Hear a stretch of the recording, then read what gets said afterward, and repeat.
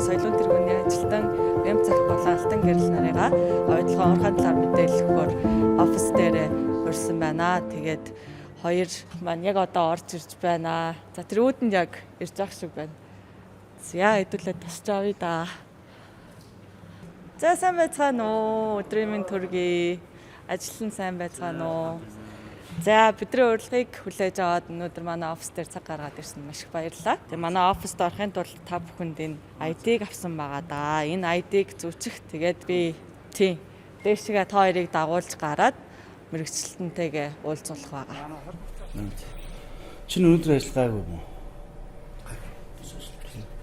Өдөр ямар юм дараад ирвэ хоёлаа. Бичлэг студийн микрофон дэс шүлэг мүлэг юм шиг. Чи радио жүжиг хийх гэж намайг дуудсан юм гэхгүй.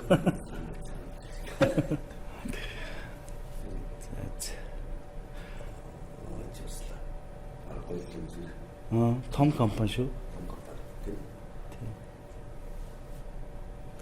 Тэгээд бүтээн байгуулалт асар их хийж байгаа юм шиг байна. Ойдлоод арч үзег. Чи үзсэн.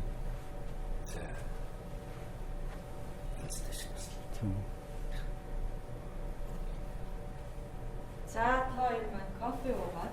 Хүлээж аваараа. Одоо удахгүй манай хүний уурхай инженер маань орж ирээд хоёрт мэдээлэл байгаа. За баярлалаа.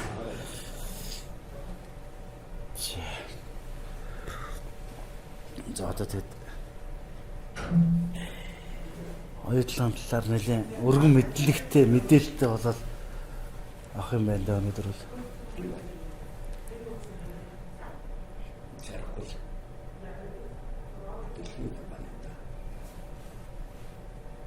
Том компани. Гэдэг дэлхийн компани яах вэ? Монголчуудад ямар өргөөжтэй байна? Бидэнд ямар шигтэй? Монголын нэр дэлхийд гараад. Тэгтээ энэ чинь бас асуудал их нарийн ширээ зөндөө юм байдаг юм шиг л.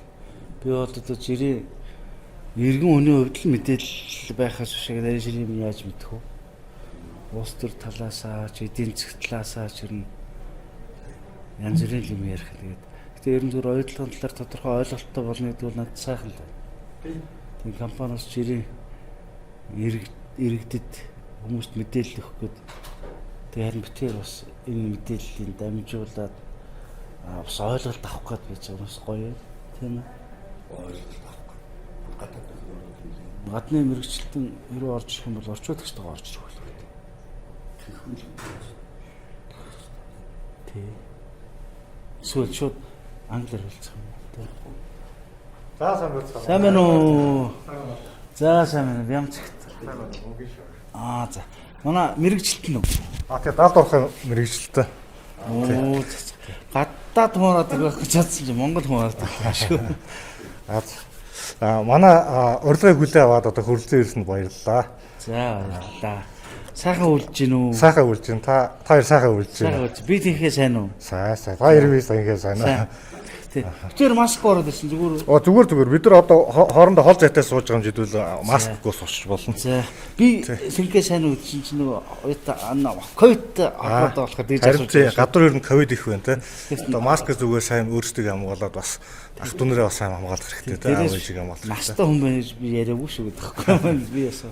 За, нутаг хаана уу? Нутаг хотынх. Улаанбаатар.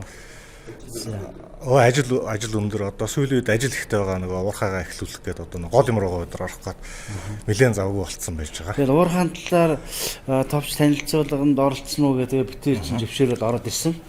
Тэгээд одоо танилцуулах гэж ирсэн үйлдвэрч танилцж байгаа баяртай байна.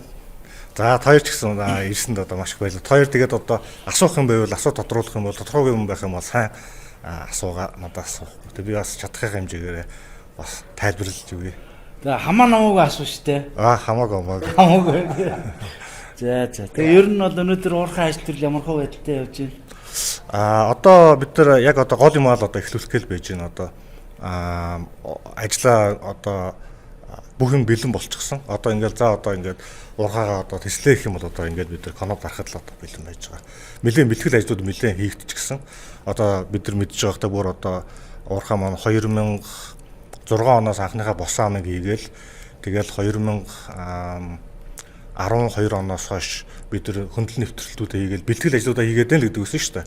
Одоо ерөнхийдөө бэлтгэл ажлууд маань бол одоо бараг 100 болчихсон. Одоо ингээл бид нар одоо яг 70 дуурхайхаа гол юм эхлүүлэх одоо гол юм авахд бэлэн болчиход байж гэнэ гэсэн. 70 дуурхайн бэлтгэл ажил бэлэн болсон гэсэн үг. Тий. Урд нь бол нөгөө олборлолтын дээр шийдсэн юм шүү дээ. Ил уурхай бол олборлолт хийжсэн шүү дээ. 70 уурхай бол ерөөсөө олборлолт хийгээгүй. 70 уурхайч нэвтрэлтүүдээ гээл бэлтгэл ажлуудаа л хийгээдсэн. Ил 70 гэж 2 уурхай. Тий 2 уурхай байгаа шүү дээ. 70 уурхай, ил уурхай гэдэг. Тий. Тэгээ одоо 70 уурхайч нь бол манай одоо оюу толгойн оюу толгой уурхай одоо 80% баялаг нь бол 70 уурхайтай байдаг. 20% нь одоо ил уурхайтай байдаг шүү. Одоо тэр бид нар гол юм руу л орох гэдэг гэсэн үг. Тий. Одоо нэгэнтээ бичээр ч юм уу иргэдийн төлөөлөл болоод маш их урлагийн буянаар олонний танил гэдэг ингээд уурхай ажиллаа бид нар тус танилцуулаад явцаа танилцуулах гэж байгаа та бүхэнд битэр энэ ярилцлаганд оршиж баяртай байна. Тэгээд хамаа намаагүй асууна гэдэг нь маргаантай олон асуудлууд байгаа. Тэгээ бас би бас яг нөгөө ихэд янз бүрийн шалтгаанаар энэ уурхай юм уу нарийн ширийн рүү орж мэдэж ингэж бас чадахгүй л яваад байгаа. Янз бүрийн байж уус төрийн эдийн засгийн янз бүрийн би нэг жаахан тийм юм дургуй жаахан хож тийм хилтэй амтай юмас хол байдаг. Тэгээд өнөөдөр харин азар гэх юм уу танаа уурхай энэ ажилтаа танилцах болсонд баяртай. Би бол техник технологи талаасаа бас нарийн сонирхол зүгээр байх гэж бодож байна. Чамд юм. Тэ? Тэгэл байх уу те.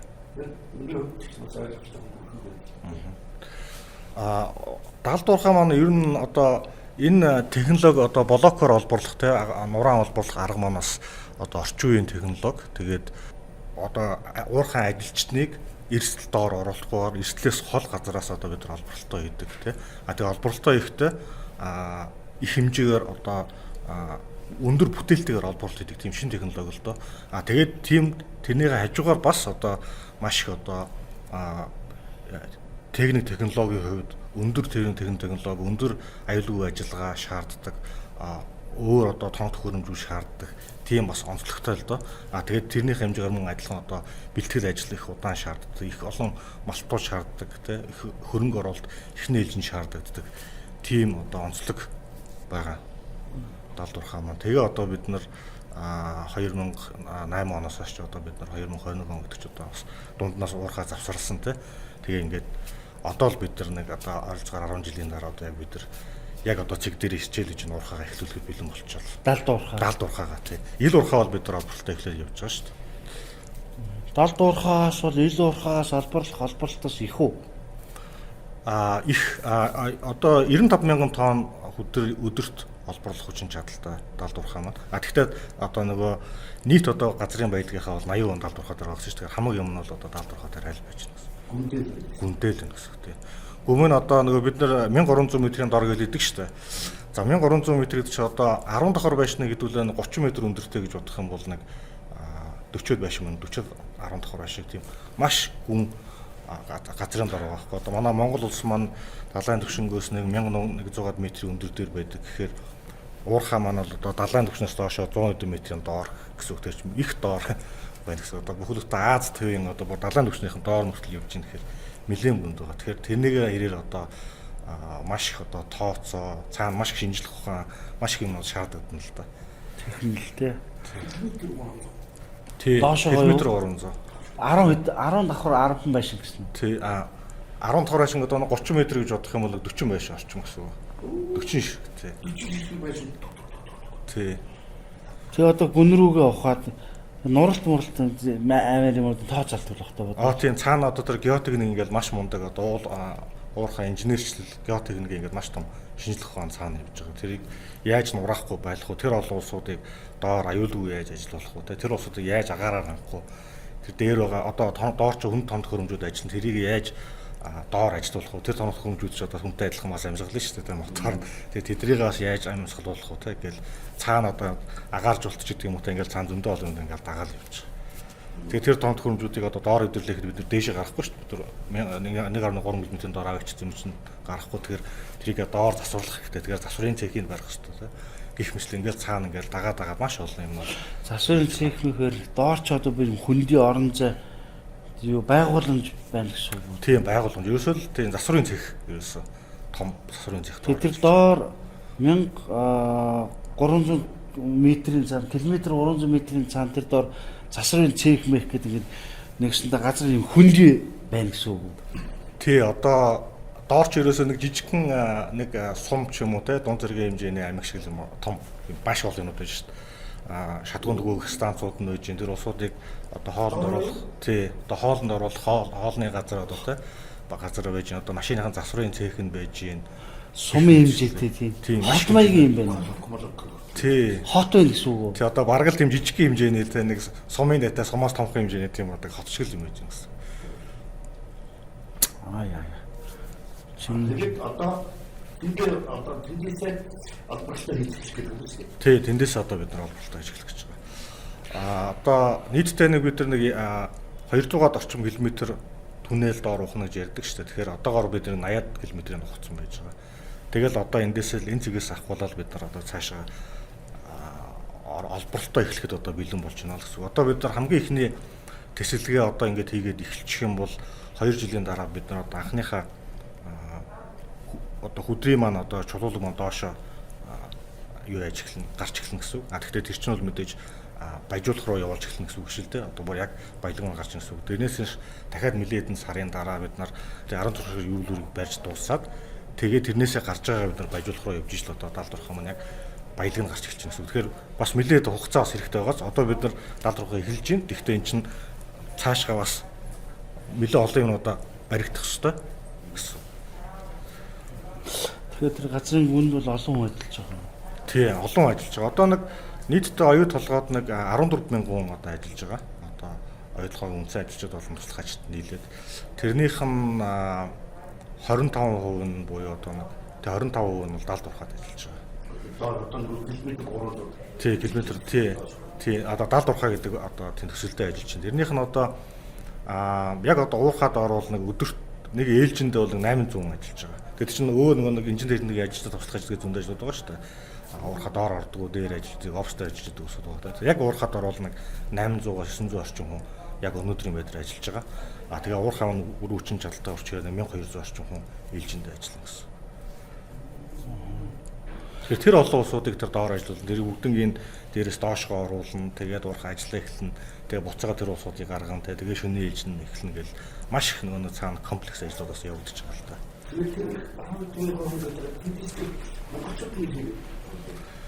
Тэгээ монголчууд ч одоо их болсон шүү дээ. Анх бол одоо уурхай эхэлж байхад мэдээж манай Монгол улсад блок хавин гэдэг уурхайг одоо эхлүүлэх тийм хүчин одоо боловсон хүчин байгаагүй те. Одоо бол бид нар бол одоо уурхайчд маань айгүй сайн болсон. Одоогийн байдлаар нэг 96 орчим хувь монголчууд 4 гадаадын одоо мэргэжилтэнгүүд байна. Нийт одоо тий 14,000 хүн тий. Ер нь зүгээр энэ Ретентог том толгой компани баг шиг байна тий. Тэгээд Монголын засгийн газар хоорондын нэг жаахан маргаантай ч гэх юм уу шийдэгдээгүй зарим асуудал энэ төр уурхай олборлолтод нөлөөлж байгаа юу? Одоо энэ уурхай маань цаана одоо инженерингийн маш их том тооцоонууд ингэ явж идэг. Нэг жоохон одоо завсарлага уурхай зогсоход л тэрийг одоо 1 сарын завсарлага чинь цаана одоо 2-3 сарын одоо уурхай зогсолт ч юм уу тэ нөлөөлдөг. Тэгэхээр одоо бид чи 13 онд нэг уурхай зогсоод 16 онд нэг хэлсэн шүү дээ 3 жил зогссон тэ. 9 онд нэг зогсоод 10 онд нэг хэллээ тэ. Ингээд дунд нь ингээд зогсохоор ч нь бол цаашаа манай бидний Монгол улсад орж ирэх одоо нэг хөдөр маань баялаг маань одоо орж ирэх хугацаа нь хойшлоод байна л гэсэн. Манай нөгөө одоо чинь одоо энэ өндөр мэргэжил одоо чинь Монгол улсын инженерийн зөвлөлт боловсруулж байгаа. Тэр Монгол инженерүүд одоо л ерөөсөө л уурхай бүхэл юм Монгол инженерүүд авч явж байна да. Гадаад мэргэжлүүд мэдээж байлгүй байх. Тэгэхдээ одоо маш олон одоо инженерүүд ажиллаж байгаа. Чи хаанд өгсөн? Би шүтээсийг төгссөн 2002 онд. Тий. Уурхай мэргэжлэр төгсөөд. Эх орондоо. Тий. шүтээс төгссөн инженерүүд олон байна. Олон байна одоо шүтээс төгссөн инженерүүд зөндөө олон. Тий. Шүтээс гэлтгүү тий ер нь тэгэл одоо манай инженерүүд бол одоо гадаад төгссөн инженерүүд ч байгаа. Одоо дотоод төгссөн инженерүүд нь бүр олон л байна. Дэлхийн том компанид Монгол Юу манайх ер нь зүгээр зөвхөн тийм саваагүй сониуч бодлоо л доо асуучихгүй. Манайх ер нь монголчууд ангаараа энэ уурхайг өөрсдөө ажиллуулж болдгоо юм уу? Хэрвээ тэгдэг бол одоо бас тэр чинь сайхан л. Гэхдээ яг одоогоор бол үнэхээр Монголд бас боловсон хүчин бас болоог байна л да. Боловсон хүчнээс гадна техник технологитой нөгөө ноу хав гэдэг чинь яаж хийх юм бэ гэдэг чинь бид мэдэхгүй шүү дээ. Одоо бид нар суралцж байна. Сая бид нар 16 онд уурхай маань 70 уурхай маань одоо сая зогсож байгаад эхэлсэн дээ. Тэгээд тэрнээс хойш одоо 16 оноос 5 жил те 5 жилийн хугацаанд бол бид нар сая нэлээд сурч мэдж авлаа энэ 5 хугацаанд. Энэ хугацаанд бид нар сая тэгэхэд уурхайныг доор 13 км орчим 15 км нэвтэрсэн байсан. Одоо бид нар 80 км ихээр чинь нэг 65 км-ийн бол одоо бид нар сая 5 жилдээ нэвтрэлт хийсэн. Тэгэхэд бол маш их юм сурж авсан. Бид нар энийг бол одоо өөртөө бол одоо иймэрхүү нэвтрэлтүүд бид нар бол хангалттай одоо өөртөө их бүрэн боломжтой чадвартай болсон инженер техникийн ажилчдын өөртөө. Одоо бид нар харин дараагийнхаа шинэ үе 70 уурхайхаа дараагийнхаа үе рүү орж байна л да. Яг одоо олборлох эхлэх гэж байгаа үе рүү. Энд болохоор бас одоогоор манай Монголд бас туршлагатай Монгол одоо боловсрогч одоогоор л байхгүй.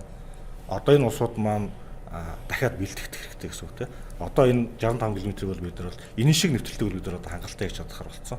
Дараагийнхаа шинэ үеийн нь бол шал өөр одоо бидний саяхан хийж сурсан шал өөр юмнууд хийх учраас тэрэндээ одоо суралцах хэрэгтэй. Тэгэхээр би бол нэг дараагийн 3-4 жилийн дотор бол Монгол залуучууд маань тэр хангалттай энэ мэдээ болоод авчих. Тэгээд уурхай бол бараг 100% монголчууд өөрсдөө аваа явчихна гэж бодож байна. Тэгээ одоо Монгол дахиад энэ шиг энэ оюутлах шиг юм 70 уурхай гараад ирэх монголчууд бол өөрсдөө аваа явчих. Өрөн одоо ч одоо оюутлаач одоо манай Монголын улсын төсвөж одоо хэдэн хувийг бүрдүүлж юм даа. Тий 10 гаруй. Тий. Тэгж ярьдаг юм яриад тий.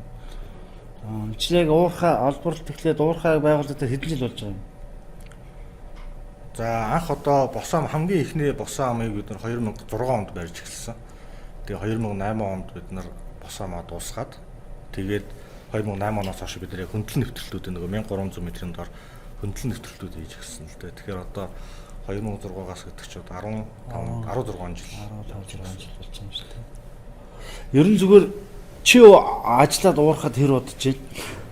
Би 2011 онд ажилд орсон оюутлаханд 10 гаруй жил болсон юм шиг. 10 жил болж байна. Тийм. Ер нь зүгээр энэ хугацаанд юу гэх юм бэ? За монголчууд бол одоо 40-90% ингээд монгол ажилчид байна. Энэ бүхний ардтал монгол хүний амьдрал байгаа шүү дээ. Уурхай өгөж бол ер нь их байгаа л да. Ер нь би өөрөө Багнуурын соёлын төвд бас ажиллаж байсан. Арга зүйч дарга марга хүрт хийжсэн. Багнуурын уурхай алтан уурхай юм. Уурхай чтэй амьдралыг би бас ерөөхдөө гадарлана. Бид нар чинь өстой хүн нөхцөлд ажилладаг байхгүй. Тэгээ энэ уурхай юм чинь бас тийм л байгаа баг. Тэгээд энэ хугацаанд ер нь Монголын эдийн засгт ингээд тодорхой хэмжээний хувь нэмэр оруулахаас гадна за одоо энэ соёл боловсрал Монголын тий энэ рүү ер нь одоо нийгмийн сайн сайхан үйлсийн тал дээр уяатлагаа ямар хөө хөрөнгө оруулагч байдгийг те ер нь хэр харж үздэг юм те. За тэгэхээр манай уурхайд тэр нөгөө 96 он монгол хүмүүс байдаг гэсэн монголчууд гэдэг. Тэгэхээр яах авгүй бид нар одоо энэ олон хүмүүсийг сургах, шинэ технологи сургах одоо шаардлагатай. 13 оноос хойш нийтдээ 3600 оюутан сурагчдыг одоо хөтөлмөрт хамруулсан оюу толгой. За саяхны нэг жишээ гэвэл шинжлэх ухааны технологийн сургууль дээр геотехникийн ангийг бас байгуулсан. Тэгээ ер нь монгол залуучууд хэр сурч чинь ер нь хэр ажилтаа хэр мэрэгч чинь. Манай монгол залуучууд ч мундаг шүү дээ. Одоо орхон ноёмыг сурдаг, ажиллаа сайн хийдэг. Шинэ юмыг маш хурдан одоо сурч авдаг. Одоо манай ажил дээр одоо оюутлахад дээр ихэнх л залуучууд байна доо ер нь. Миний харж байгаагаар бол 40-с дээш настай хүмүүс их ховор шүү ер нь. 50-аас насны дээшнээс гоо бүрч ховор. Дандаа л залуучууд байна. Тэгэл нэг жилд л одоо найдвартай нэг 3-4 шинэ хүн одоо нэг баг дээр л шинэ оюутнууд ирсэн, шинэ хүмүүс ирсэн байж идэг. Тэгэл нэг үдэгт нөгөөдөл чинь аль хэдийн хооцруулахын дунд орцсон, мундаг болсон гэж.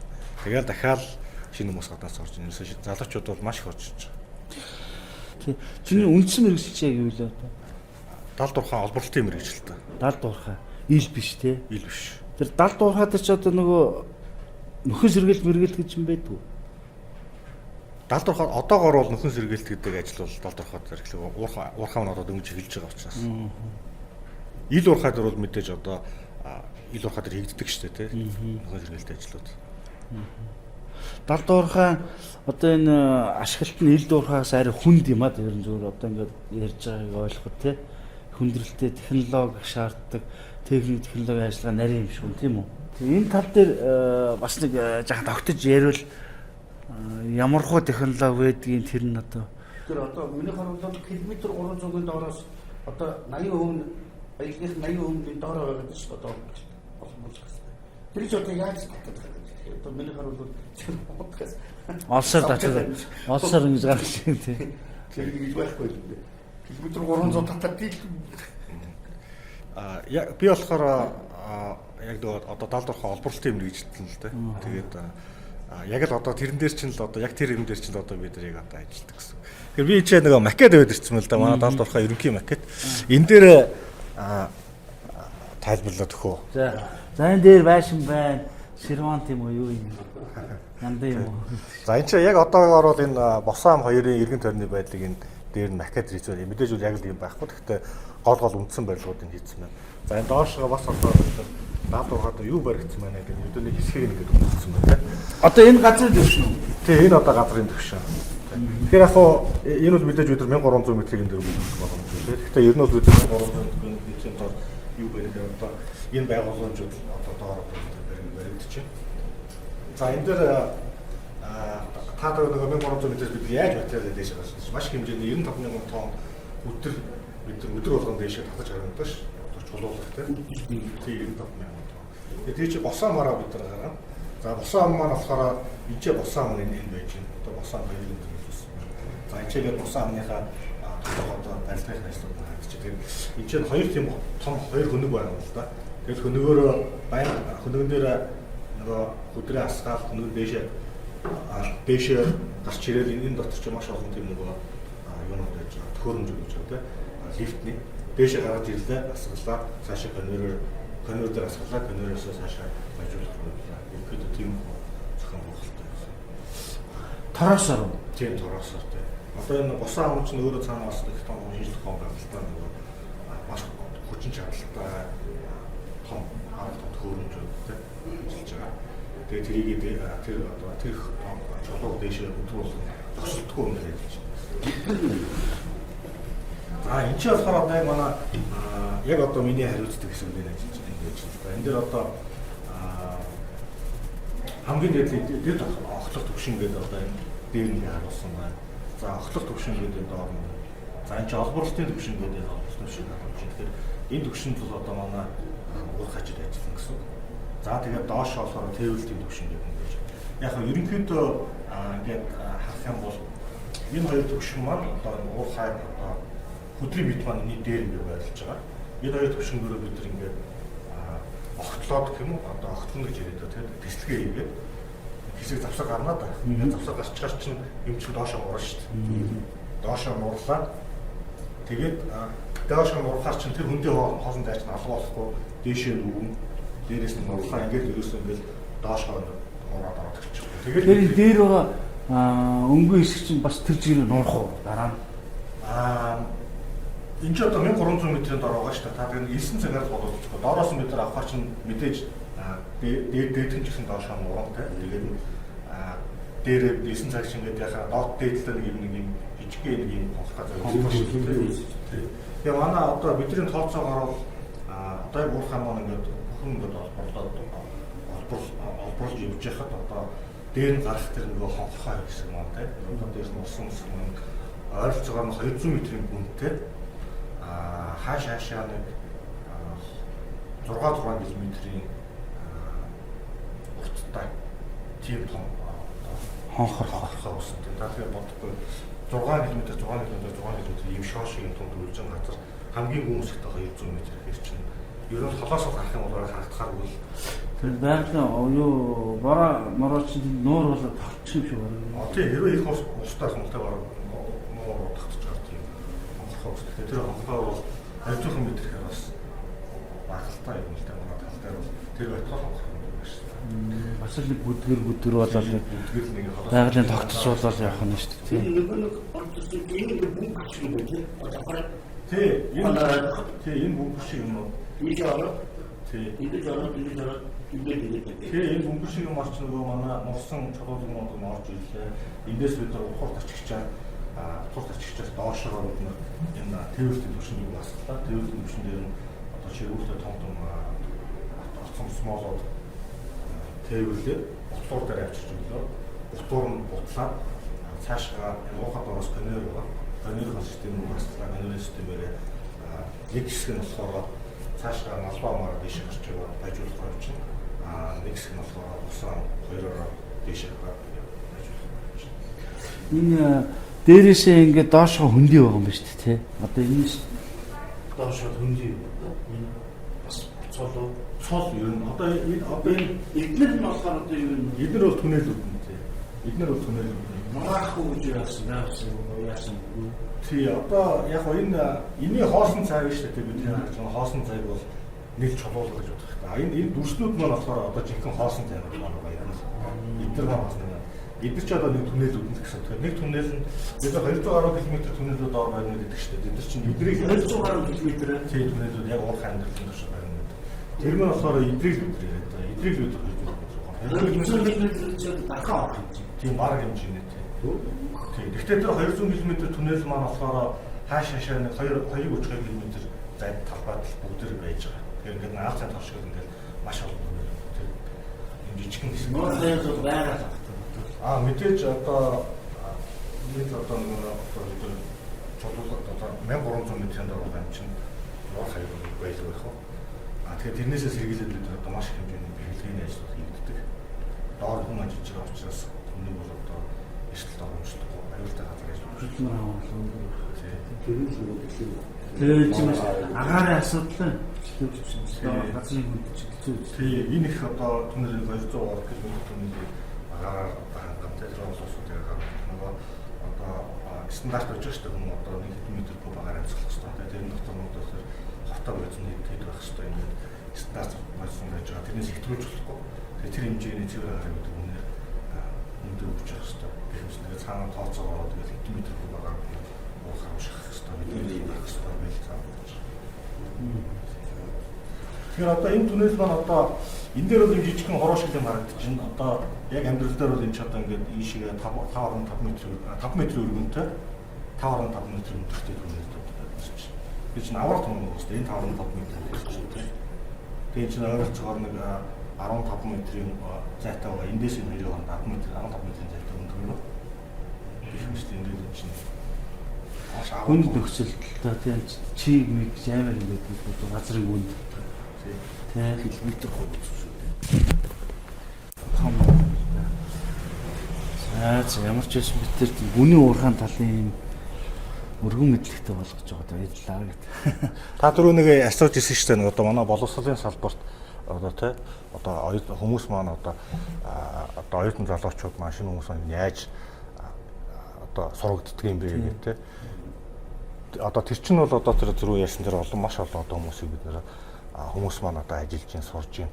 Тэрнээс гадна бас өөр их олон юм одоо байдаг л да. Олон юм байна л да. Миний одоо их дуртай зүйл нь болохоор гадны шинэ технологиуд бас орж ирж байна.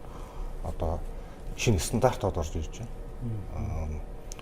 Одоо түрүүн тэр доор одоо хэдэн метр энэ олон улсуудыг агаараар хангахад одоо бид нар ямар одоо шинэ тоонд хөрөмжүүд шаардлагатай юм те. Тэр шинэ тоомч бүгдээрээ тийм одоо өөр ингэсэн стандарттай. Тэгээ тэд нар орж иж байна. Одоо бүр наацхан одоо хувийн хамгаалах хэрэгслэл гэж байна те. Бид нар тэр улсууд одоо тэр хүн нөхцөлтөнд тааруулсан хувийн хамгаалах хэрэгслээ бас хүмүүсээр хангаж байна. Шинэ стандартууд орж иж байна. Тэгээд би 2000 онд би нөгөө оюутан байхдаа дадлага хийжсэн л да уурхад. Тэгэхэд бол одоо хувийн хамгаалах хэрэгслүүд чинь бараг л уурхачт нь өөртөө бараг л өөртөө хувцас авчраад өөртөө бараг л ордог шүү дээ. Миний очиод уурхад л тийм байсан л та. Тэгэхээр одоо бол тийм их болчиход шүү дээ. Монголын уурхаанууд чинь бас стандарт нь өөрчлөгдөд хүмүүстэй сайн зах хувийн хамгаалах хэрэгслээр нөгөөч чинь. Тэгэхээр ганц одоо энэ уурхаагаа дагаад бас өөр олон юмнууд одоо Монголын одоо нийт одоо уул уурхай салбарт бас маш их тийм шин зүйлүүдийг хөвсөж байна шүү дээ. Тийм. Оюутан багтаа дадлага хийжсэн.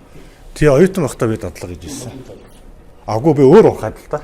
Тий, 2000 онд байсан. Оюутлагаараа гарах тийм. Тэгэхээр би өөр урахад дадлага хийж хахад нэг хувийн авах хэрэгсэл өдр нь бас өөр байсан л да. Ер нь бол зөвхөн уурхаад би Эрдэнэт байна.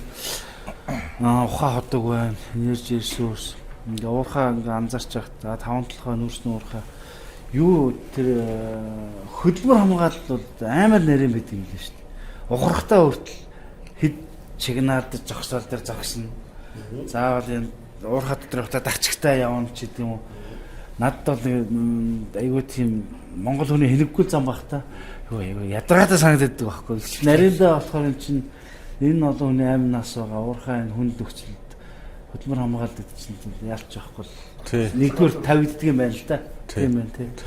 Та хэдийн амьдрал ах бол одоо дажгүй юу? Манай Эрдэнэт бол амьдралын өвдөг маш гоё юу штэ. Одоо Эрдэнэ дээр жишээ авчих штэ. Одоо сайлын үнэ гэж яриад байдаг. Тэгээ эрдэнэчүүд бол манай Эрдэнэтийнхэнд очиход бол одоо хотон цэвэрхэн байдаг. Хүмүүсийн амжиргаа нь айгүй монголчууд их харьцангуй өндөр байдаг. Тийм цалин нь өндөр болохоор тэр талаас нь асууж байна л да. Амьдрал дажгүй юу гэж асууж штэ. Тэглэгээ яхаа тэгээд одоо уурхаа дагаж амьдарч байгаа усуд те. Тэгээд амьдрал нь мэдээж хамаагүй хэрэгтэй л байгаа. Тэгээд нэг уурхаачны цаана одоо эхнэр хүүхдний чинь аав ээж нь те. Цаана зөндөө олоосод байгаа шүү дээ. Зөндөө олоосод нөлөөлж байгаа. Одоо 14,000 хүний цаана хэдэн зуун мянган хүн байгаа бид мэдхгүй те. Би Багнарт 7-8 жил амьдарсан. Сургууль өгсөд. Тэгэхэд Багнарын уурхаач чинь 90-ад оны үед хэцүү үе шүү дээ. Нэг картны систем үе. Уурхаан салин бууснаа гэдэг. Тэгээд уурхаан салин буудаг өдөр бол тэр Багнар дүүргийн чинь дэлгүүр өөр ширээ авалцсан нөгөө дэвтэр өөрийн дасаад догоол нэг тэгээд нүүрсний уурхаа тэр чинь хөрн нүүрсний уурхаа эрүүл мэнд тал дээр бол бас айгүй хэцүү шүү дээ. Селькоз гэлөө. Тий, тоосны. Тэгэл уурхаач нэг тэрийг хамгаалах үүднээс алкогольны төрлийн юм бас нэлээ нэмүү хэрэгэлдэг юм. Тэр одоо яг үний юм уу зүгээр шалтгаан мэдэхгүй зүгээр тийм байдаг их уурхаачтай би чинь их ойр байсан. Уурхаачтай дунд урдаг соёлын арга хэмжээ энэ төр их явуулдаг. Шинэ дүнг сургууль төгсөө очсон. Тэгэхэд бол уурхаан хүнд амьдралаас гадна уурхаан тэр нөлөө нь тэр жижигхэн суурин газраа Багнуурын наран хот гэж ярьдаг шүү дээ. Масар их нөлөөтэй байдаг. Одоо би соёлын төвд ажиллаж байхдаа соёл урлагийн арга хэмжээ зохион байгуулахдаа уурхаан цалин буудаг өдрийг хүртэл яг ингээд төлөвлөгөөндөө бас төлөвлөх хэрэгтэй болдог байсан байхгүй. Тэр утгаараа л тэгээ уурхаа дэвшсэн хүмүүсийн амьдрал ахуй илүү эрсдэл өөр. Тэгээд энэ юу тэр Багнуурын нүүрсний уурхааг бодоход юуны эрүүл мэндийн хувьд одоо энэ газрын гүнд ажиллах нь тоосчлт мослол арай гайгүй байдаг бол өөр гэдэг юм болов уу? Тий. Нүүрсний уурхай ч н одоо нөгөө тоосчлт ихтэй шүү дээ, тий. Нүүрс ч өөрөө хард хортогтой. Тэгээд хүмүүс тэг мэдэгддэг байх л да. Нөгөө хард тоос ч хүний арьсан дээр наалтчихаараа харлал харагдаж шүү дээ. Тэгэхээр оюутлогын далд уурхай ч яг л адилхан уурхай учраас цаана тоос байж л дараа хүний нүдэнд харагдахгүй болохоос харал биш болохоос шүү дээ. Тоос байж байгаа. Тэгэхээр жохих одоо хувийн хамгаалах хэрэгслийн бол заавал уурхайч зүүх хэрэгтэй. Тоосон самгаалсан маск уурхачтай хангадаг байгаа. Тэгээд түрүүн дээр агаажуулт гэж хэдүүлээ ярьсан шүү дээ. Тэгэхээр агаажуултаараа бид нар бас тэр уурхайн хортой агарын хэмжээг хүнд одоо хортой бодисуудыг нь уурхагаас байнга зайлуулж гаргаж явах хэрэгтэй. Агаажуултын хэмжээгээр тохируулаад тэгээд хүмүүстээ өөрийгөө хамгаалах хэрэгслийг бас хангаж өгөх хэрэгтэй. Тий, нэгсэндээ бид нар бас хүнд өгсөлж ажиллаж байгаа дандаа залуучууд байна шүү дээ. Эрүүл байж ижил ажил бүтчихэж их орон амьдрал бидний мурагшлна тийм ээ. Тэгээ хэдийгээр гадны технологи юм ингээд та нар сураад оруулж ирээд энийг хэрэгжүүлээд энд мэрэгшээд байж байгаа нэг олзуурах штэ боловч эрүүл мэндээ сайн бодоорой гэж хэлэх зүйтэй баг тийм ээ. Миний хувьд бол одоо энэ гүний уурхаад жишээ аваад тийм хүнд ажил бид нар бол би бол зөв монголчууд ойштой дангаараа хийчих юм болохоор хийж болдгүй мүү яах гэдэг нэг ашиг их авах гэдэг л та миний бодол. Тэгээд ганц оюут толгой биш монголч нь бас эрс байдаг асрах нөөцтэй орон ирээдүйд бол бидний талд байгаа байна гэж би бол ойлгож байна. Тэгээ одоо бид нар их сайхан танилцуулж өгсөн инженерийн ажил бас амжилт хүсье. Тэгэхээр миний хувьд одоо өөр нарийн ширийн технологийн талаар асуух зүйл бол алга ерөн зүгээр маргаантай асуудлууд асар их байна. Энийг ярил одоо тэгээд 80 өдөр дуусахгүй яриа болно. Тэгээд бөөн хэл нам стандарт үүсэж шít. Тийм. Тэгээд агээд асуух юм юу вэ? Одоо ерөнхийдөө гэж нэг ойлгох хэрэг зөвлөжсөн бүхэл юм л да. Бүхэл байдаг л да. Нарийн ширийн технологи юмнуудын мэдгүй ч. Тэгээ яг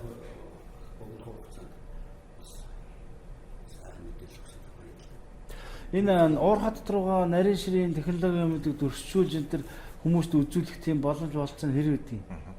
Тэгээ манай явуулын мэдээллийн төвөд оюутлогын төв байдаг. Хэвлэл мэдээллийн багийнх маань тэрэн дээр одоо ажилладаг. Тэгэхээр хотоор ингээд яваад хүмүүст танилцуулга, ухуулга одоо тань мэдхгүй юм мэдээл өгдөг тийм баг одоо явагддаг. Хөтөлбөр явагддаг. Тэгэхээр ер нь бол оюутлогоо төр бол одоо мэдээлэл авъя гэдээ ирэхэд бол одоо байнга одоо хаалга нээлттэй мэдээлэл одоо өгөхөд бол одоо байнга бэлэн байдаг. Гэхдээ ер нь зүгээр би тэр дачин тамсаг энэ дээр очих чинь оруулдаггүй уурхаан зоон руу н оруулдаггүй гадны хүмүүс камер мамерт бол бүр оруулахгүй энэ тэр. Тэгэхээр нэг технологи нуудын болов гэж би бол бодод байхгүй. Уурхаан муурхаар чи хамаагүй ус оруулдаг юм биш үү? тэгэл бас мэдээлэл явуулж хамаагүй оруулдаг байх шүү дээ. Тийм дотоод зохион байгуулалт те дотоод зохион байгуулалт мэдээж одоо сонирхсан одоо ингээд байгууллагын журмаар ороод ирж байгаа бол мэдээж байнга одоо үзүүлэх байх уу. Тийм гэхдээ одоо зүгээр одоо шууд ингээд үрээд ирэх юм бол бас болохгүй л те. Тинчээ чинь маш олон хүмүүс ажиллаж байна, маш олон хамт хөрөмжүүд ажиллаж байна. Шууд ажлын талбар руу хүмүүс ч орж ирээд ингээд орж болохгүй те. Энэ бүний уурхаан технологиуд одоо яриад байна шүү дээ те. Олборлолтын энэ өртгөх нь ер нь хэр юм? Дэлхийд ер нь гүнээс юм олборлох уурхаагаас юм олборлохын технологиуд ер нь олон байдаг юм уу? Ер нь яг л энэ манай оюутлогоо нэг л технологиор энэ гүнээс эрдэсвэлгээ олборлох юм яа тийм бол. Талдуурхай олборлолтын технологи бол олон технологиуд байгаа л да. Нэг одоо 10 технологи байж байгаа. Тэрнийх нь бол нэгийг л бид ашиглаж байгаа. Уурхаан технологи яаж одоо бид нар энэ блокоор олборлох аргыг бид нар сонгосон бэ гэхээр манай одоо уул геологийн нөхцөл манай хөдөрт маань хамгийн тохиромжтойг л учраас бид нар энэ блокоор олборлох гэдэг аргаас олборсон байна. Та хүмүүс мэддэгтэй одоо энэ бид нар байнга л ярьдаг энэ бол одоо энэ олборлолтын технологийн онцлог нь юу юм бэ гэхээр эхлээд бол маш их хөрөнгө оруулалт ордог, маш их ажил хийгддэг. Тэгээд нэг одоо ажлаа ингээд юмад бэлтчихээр дараа нь бол одоо бага зардлаар хэмжээний хүдрийг үр ашигтайгаар олборлох боломжтой гэдэг. Тэрвээрээ давуу талтай тийм технологи юм байна. Өөр бол олон одоо технологиуд бол байгаа. Гэхдээ тэд нар бол манай урхад зохимжгүй байсан учраас л бид энэ блок хэвээр олборлох аргыг сонгосон. Тий. Ер нь бол яг ийм ингээд технологи буюу ингээд олборлоод ирчихвэл манай урхаж юм. Одоо ингээд яг олборлоод эхлэх юм бол манайх одоо дэлхийн томоохон уурхайнуудын нэг болно л доо. Дээрээс одоо 4-т орно хамгийн том уурхайнуудын. Тэгэхээр их том уурхай л. тийм манайх босноо болоо. Дэлхийн 4-т орох юм тий. Одоо яг 70 уурхай нь олборлоод эхлэх юм бол Ер нь бол дэлхийд ноу хау технологи бол мөн үнэтэй байдаг бах те. Тэгэхээр манай энэ хэрэгжилж байгаа технологи ер нь хэр өртөхтэй хэр үнэтэй гэдэг. Тэр 10-аад арга байдаг гэдэг шүү дээ. Тэднээс харьцуулахад тэгээ манад одоо гол технологиг одоо сонголтод нөлөөлж байгаа зүйлүүд нь одоо ямар хэдэн метрийн гүнд манай уурхай ордмонд байгаа юм.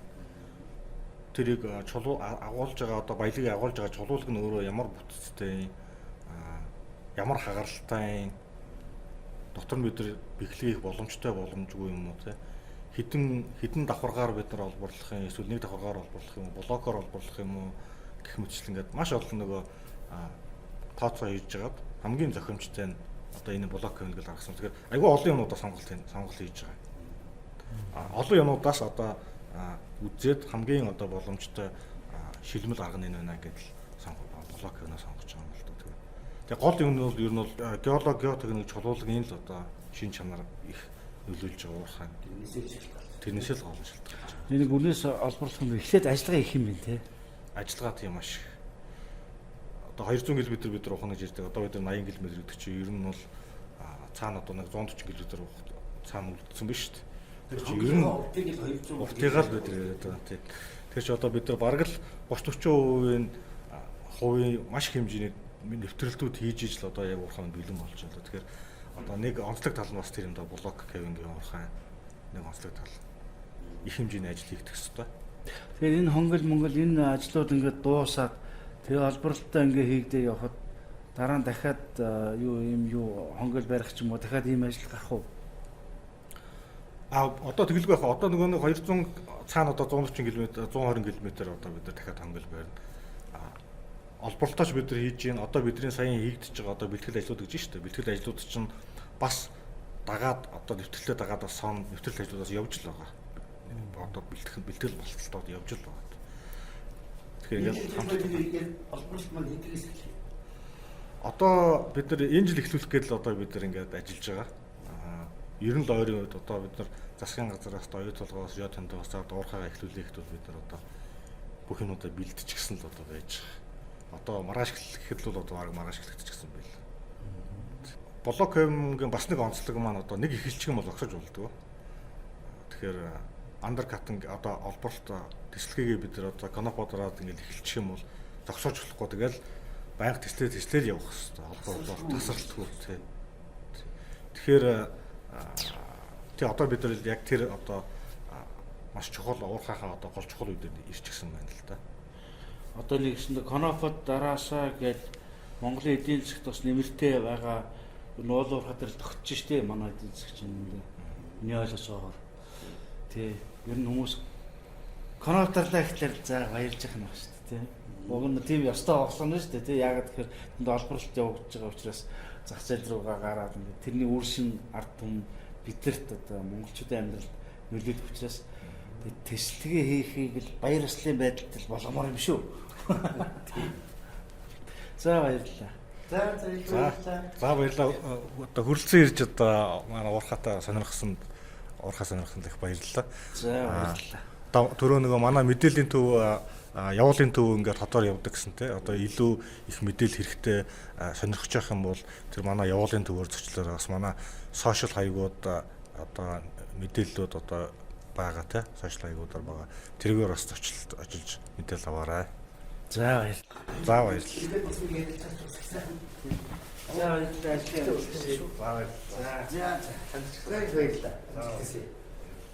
Тэр үлдээд нэгдээд байж болох уу?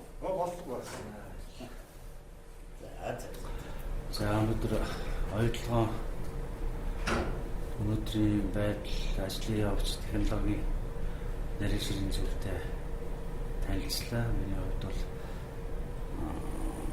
одоо уран бүтээлч хүн болохоор олон хүмүүсийн танил хүмүүсээр одоо дамжуулаад өөрсдийнхөө ажлыг танилцуулж байгаа юмс надад бол сайхан байна. Өнөөдрийн тухайд гэх юм бол оюутлогоо бол дэлхийн хэмжээний том уурхай Монголд бүтээн байгуулалт тэгээд олборлолт явуулж байгаа нэг талдаа бахархалтай сайхан байгаа.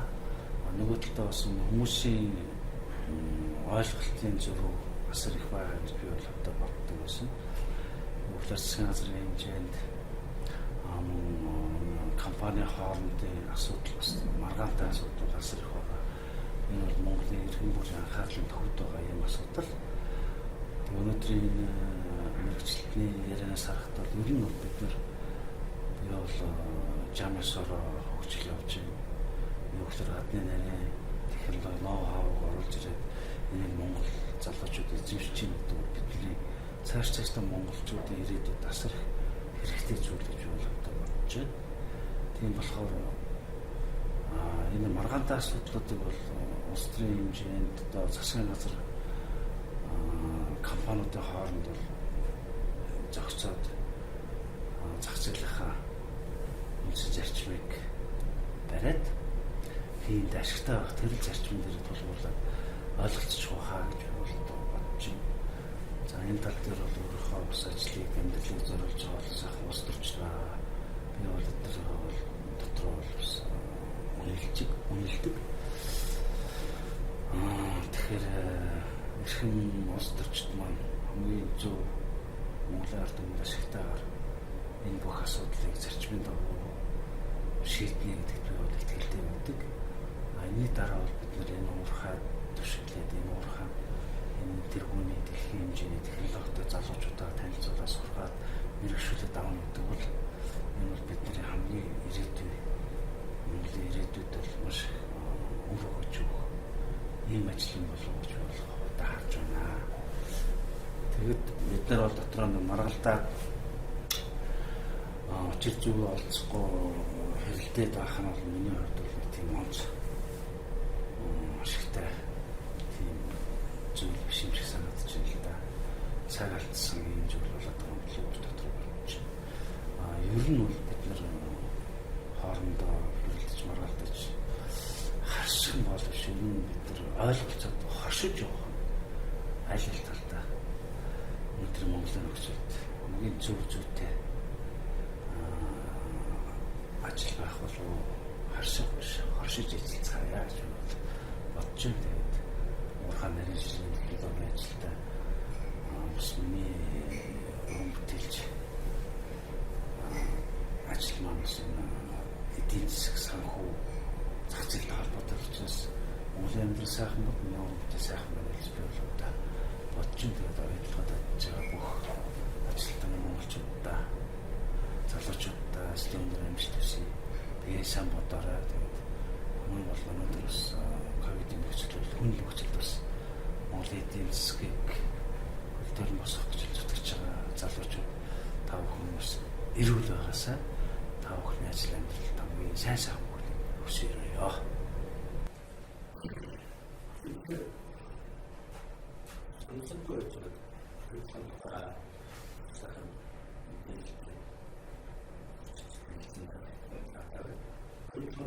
you.